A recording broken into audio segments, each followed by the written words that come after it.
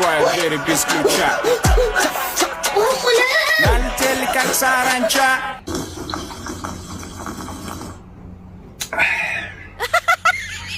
Nima?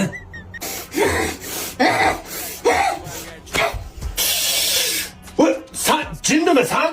Men nima qildim? Siz aybdorsiz. Agar siz shu yerda bo'lmaganingizda shunaqa bo'lmasdi. Men nima qildim? Sen borku aqldan ozsan. Qo'limni kuydirib oldim. Siz deb bo'ldi. Ey xotin, mana maynangda borku muammo bor. Bir perizangizga qo'yarkin, tushundingmi? O'zi borku ayollarning tuprog'i bir joyda olinadi degan rostda. Vaqtida onam neojidini tushirib qolardilar-da. Nimaga urganliklarini bilmayman, lekin doim aybdor menman. Sen ham shunaqasan. Yaxshi bo'pti. O'z erkak kishiga oshxonada pishirib qo'yibdi-man. Yo'qoling bu yerdan. Suv ichganda kiruvdi, maylimi? O'zim uyimda yasholmasam. Day! Dadasi? Bitta vнимательный savol bor-da. Nimaga? Tak.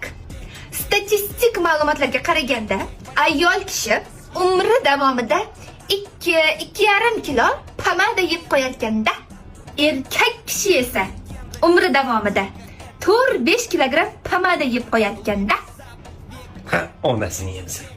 Tinchgina o'tirganingda osmondan paq etib pomada haqida savol tushdi. Конечно. Axir men bir umr shu pomada haqidagi savolga tayyorgarlik ko'rganman. Ber xotin. Savol: siz qolgan 2,5 kilo pomadani qay go'rdan yeb yuribsiz?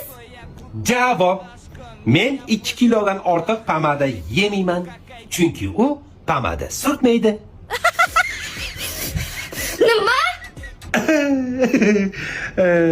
Javobga qo'shimcha. Men onamnikiga ketdim.